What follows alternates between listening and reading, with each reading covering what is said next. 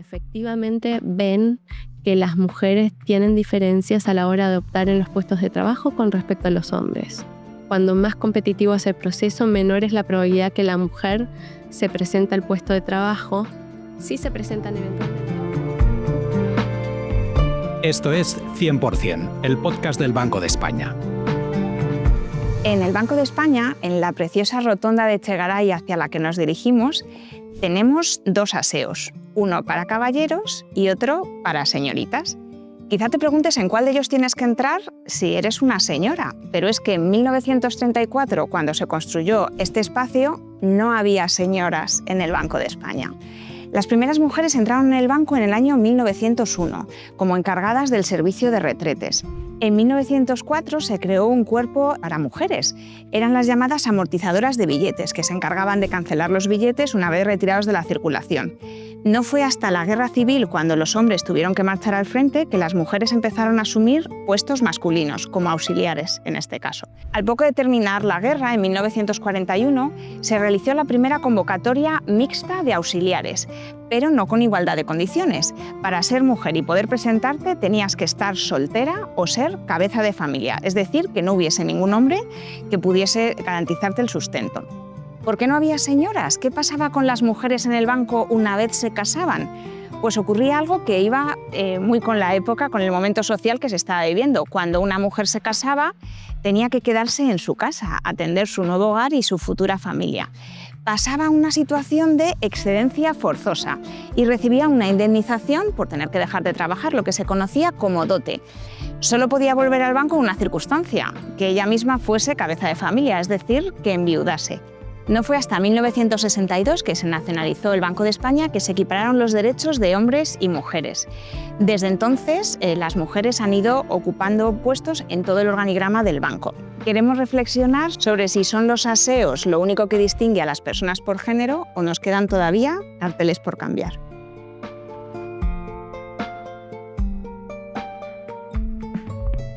¿Es la proporción de hombres y mujeres similar en puestos técnicos y administrativos que en puestos directivos? ¿Son las posibilidades de promoción las mismas? Y si no lo son, ¿de quién es la responsabilidad? ¿De las organizaciones o de las mujeres mismas?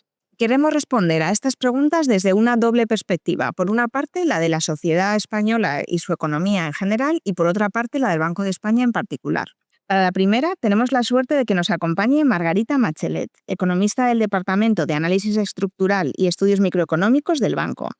Ella está especializada en economía de género, discriminación y competencias financieras. Hola Margarita, bienvenida. Hola Ana, muchas gracias por tenerme aquí.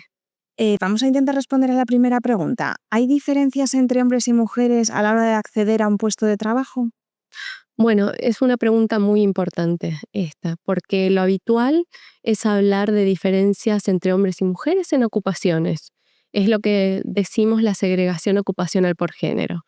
Uno esperaría que haya más hombres en ciertas ocupaciones, como programadores, y más mujeres en otras ocupaciones, como ser maestra de infantil, enfermera o amortizadoras de billetes.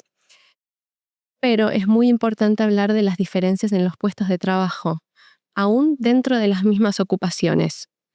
Es decir, tenemos muchas diferencias entre hombres y mujeres que son comparables, que tengan las mismas características en cuanto a su nivel educativo, su institución de educación, características observables como la edad, están en la misma ocupación, pero optan por puestos de trabajo muy distintos. ¿Y qué es esto? Es una valoración distinta que tienen por las características del puesto de trabajo. Claudia Goldin, la ganadora del premio Nobel reciente, ella habla de greedy works en oposición a los flexible works, los trabajos codiciosos en oposición a los trabajos flexibles. Y aquí en la evidencia empírica encontramos más mujeres que optan por trabajos flexibles y a los hombres que optan por trabajos codiciosos. ¿Por qué me refiero a esto? Los trabajos flexibles son aquellos que permiten una mayor conciliación. Tienen un determinado número de horas, pero permiten cierta flexibilidad y son predecibles. No tienen un gran costo de ausentarse en determinados horarios de trabajo. Los trabajos codiciosos, en cambio, tendrán la misma cantidad de horas requeridas de trabajo, pero la gran diferencia es que se espera que tenga inmediatez en las peticiones de trabajo. Si un jefe pide una tarea que se complete en cualquier horario día, claro, dentro de ciertos parámetros, se espera que ese trabajador lo complete inmediatamente. O mismo los trabajos codiciosos también son aquellos que requieren viajar por viajes de negocios para cerrar contratos, presentar en conferencias, seminarios, y hay una gran compensación por estar dispuesto a hacer ello. Entonces, bueno, los trabajos codiciosos no permiten conciliar tan fácilmente con el ámbito privado, mientras los trabajos flexibles sí lo hacen. Supongo que también lo que hace que una mujer a lo mejor se decida por un trabajo más flexible es la carga familiar, o no quiero llamarlo carga, la verdad. Lo que hace que una mujer se decida por un trabajo que es más flexible es que busca conciliar con su vida personal. Exactamente. Bueno, tú no quieres hablar de carga, pero en economía, cuando vemos que hay una caída grande en los ingresos de las mujeres, estamos hablando del child penalty, de la penalidad por tener niños. Y justamente estas características de trabajos más flexibles son los que permiten ocuparse del ámbito privado, o sea, de los familiares, de los hijos. ¿No está cambiando esto un poco las nuevas generaciones, ¿no? Que parece que valoran más su vida personal que la profesional con respecto a, bueno, a los boomers, ¿no? O la generación X. Y el hecho de que ahora, por ejemplo, las bajas por maternidad, ya sea maternidad barra paternidad, iguala eso un poco las condiciones para que las mujeres se presenten en igualdad de condiciones a puestos a lo mejor más greedy, como decías, más ambiciosos. Sí, sí, justamente creo que los precios relativos entre los trabajos codiciosos y los trabajos flexibles ha cambiado. Y bueno, con la pandemia, si algo hemos aprendido es que gran parte de los requerimientos de estos trabajos codiciosos no son tales, no son imprescindibles. Para cerrar un contrato, tal vez no es necesario realizar un viaje de trabajo. Entonces están cambiando las características necesarias para optar en estos puestos de trabajo y es muy probable que ahora haya mujeres candidatas que puedan optar por los mismos sin tener las expensas o el trade-off de dejar de lado el ámbito privado. Y a la hora de promocionar, ¿qué ocurre ahí? ¿Nos presentamos en igualdad de condiciones hombres y mujeres? ¿Hay algo que las mujeres todavía no tenemos nosotras claro para Sí, proponernos a ese tipo de trabajos? hay una menor propensión de las mujeres para presentarse a promociones. Cuando más competitivo es el proceso, menor es la probabilidad que la mujer se presente al puesto de trabajo. Sí se presentan eventualmente, pero van a tardar más en presentarse al mismo. Mientras que para los hombres esto no sucede de la misma manera. Y esto también está un poco relacionado con el hecho de que las mujeres tienden a competir menos que los hombres, que como hemos visto en la literatura está correlacionado o asociado positivamente con el tipo de puesto de trabajo, ocupación, ser jefe o tener jefes, por ejemplo. Pero bueno, ya que mencionas hablar un poco de promociones, no quería dejar de mencionar que encontramos en la literatura que las mujeres tienden a realizar tareas no promocionables en una mayor medida que los hombres. ¿Y por qué me refiero a tareas no promocionables? Son aquellas tareas que no son el motivo principal por los que se los ha contratado en el trabajo, pero que sí ayudan a la institución. Puede ser tomar notas en una reunión, organizar cenas, darle la bienvenida a trabajadores cuando ingresan en el lugar de trabajo. Y las mujeres tienen una tendencia a realizarlas mucho más que los hombres. Se pide más de ellas, pero también son voluntarias a realizarlas. Y es un trabajo no promocionable, en general es invisible, no se pone en evidencia el esfuerzo, la cantidad de tiempo dedicado en estas tareas y no ayudan a la progresión, al progreso profesional de las carreras de uno. Son fácilmente sustituibles, entonces cualquier trabajador las podría realizar. Y las mujeres, bueno, lo que encuentro en la evidencia, tenemos una tendencia, un sentido de urgencia de decir que sí a las tareas que se nos pide sin necesidad de parar y pensar en el costo de oportunidad de realizarlas. Que pueden hacer las instituciones y también las propias mujeres un poco para, bueno, pues no por el hecho de promocionar, ¿no? Sino que también las organizaciones necesitan un talento diverso. No puede ser Sí. que las decisiones se tomen solamente por una parte de la Claro. población. Sí, sí, desde ya, hablando en términos de estas tareas no promocionables, tanto desde el lado de la firma, de la empresa, como del trabajador, hay mucho que se puede hacer. Del lado de la firma, una asignación equitativa de este tipo de tareas no promocionables, por empezar, pero también reconocer las mismas tareas y que ayuden al progreso y al avance profesional de las mujeres y de los hombres, de quién realiza las tareas. Y bueno, desde una perspectiva de las mujeres es un poco tomar un paso atrás y antes de decir que sí a cada tarea que se le pide o ser voluntarias, pensar un poco cuánto puede ayudar a una en su carrera, cuál es el beneficio y cuál es el coste. Y por beneficios y costos estoy pensando también qué otras tareas se dejan de hacer o aunque sea una tarea no promocionable, voy a aprender algo de ella, voy a generar una red de contactos. Es que puede ser también una falta de confianza, Margarita, porque yo la sensación que tengo muchas veces es, bueno, hablando con otras mujeres, ¿no? Que si hay 10 requerimientos para un puesto o una promoción, cumplen 8 y sienten que no es suficiente. A lo mejor un hombre cumple 5 y piensa, ¿por qué no? ¿No? Y se anima. Sí, sí, desde ya hay una falta de confianza porque tienen que estar más que capacitadas para presentarse y luego, de hecho, en las carreras, en la progresión salarial les va mejor una vez que reciben las promociones. Pero también cuando hablamos de la propensión a no competir, a no tomar tareas competitivas, esta menor propensión de las mujeres con respecto a los hombres se observa sin importar el nivel de desempeño. Las mujeres y hombres más capacitados en ese rango también vemos diferencias de competencia y lo que se encuentra es que se debe a que las mujeres tienen menor confianza en su desempeño. Y esto sucede también en particular en tareas que son predominantemente o estereotípicamente más masculinas. Hablando de tareas y desempeños, cuando eras pequeña, ¿qué querías ser de mayor? Em, bueno, economista no era lo que querría hacer, eso fue un poco más adelante, pero bueno, como habrás notado, tal vez por mi acento, soy argentina. Y en Argentina la macroeconomía es muy importante, es algo central de nuestro país, así que quería estudiar macroeconomía. Luego, me gustaban las ciencias sociales, las matemáticas y la macro es algo de lo que se habla a diario. Pero bueno, una vez que empecé la carrera me di cuenta que quería ser microeconomista aplicada en temas de economía de género, por ejemplo. Muchas gracias, Margarita.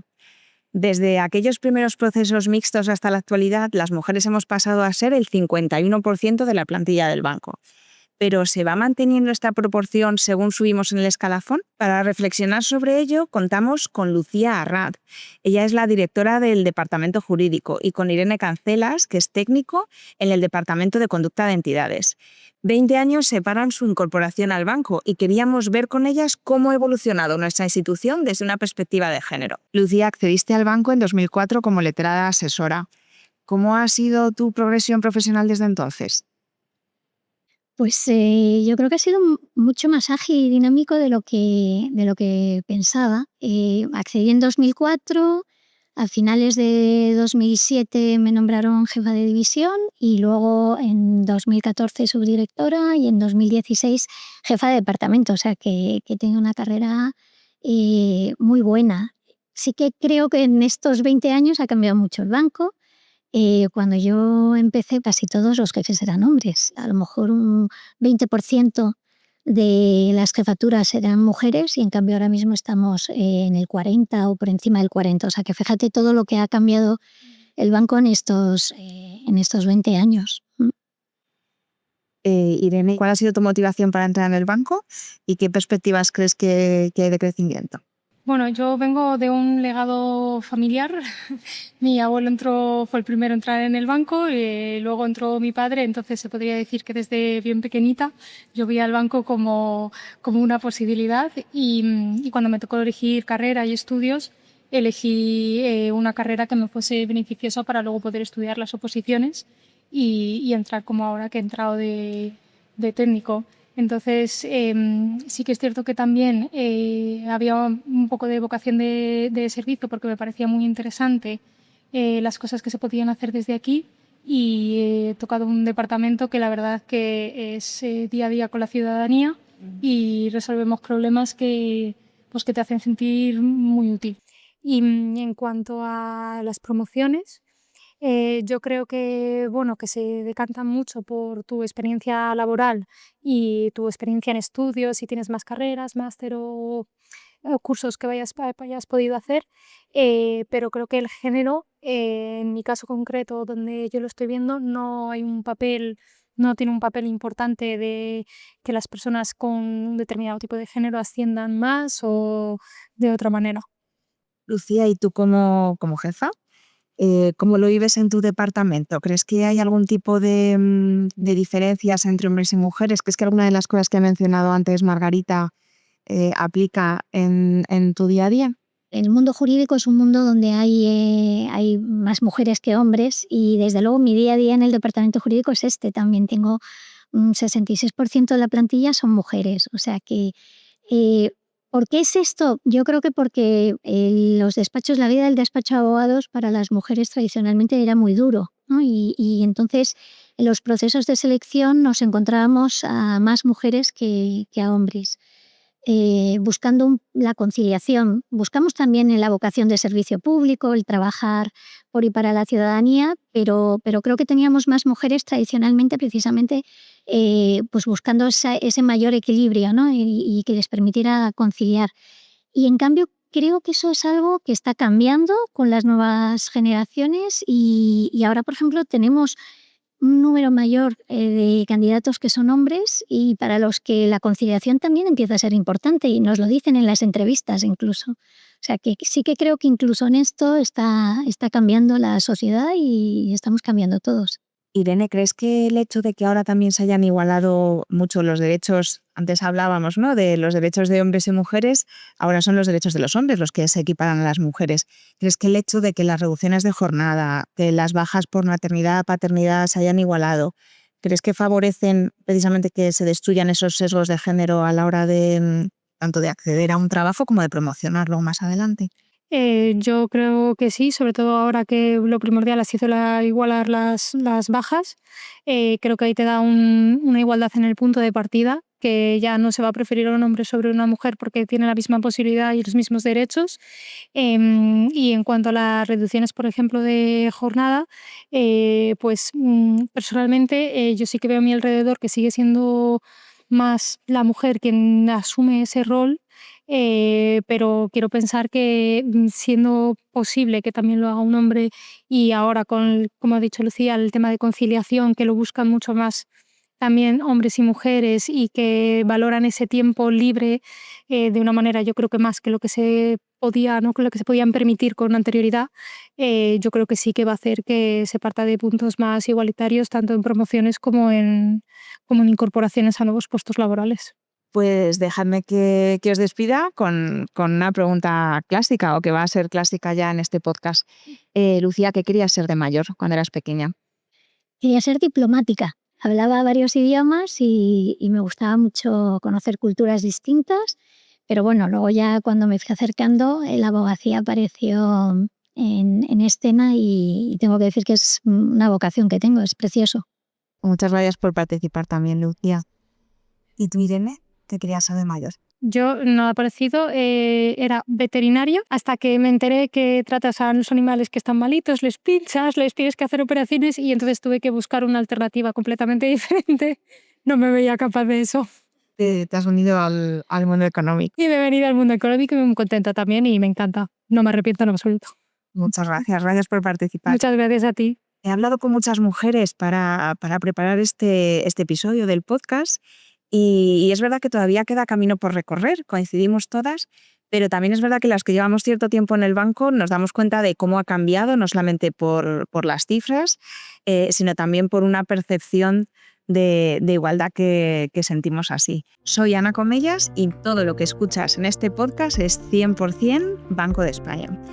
Puedes encontrarnos en cualquiera de tus plataformas favoritas, en YouTube Podcast y en nuestra web en www.bde.es/podcast, donde además podrás encontrar información adicional al episodio.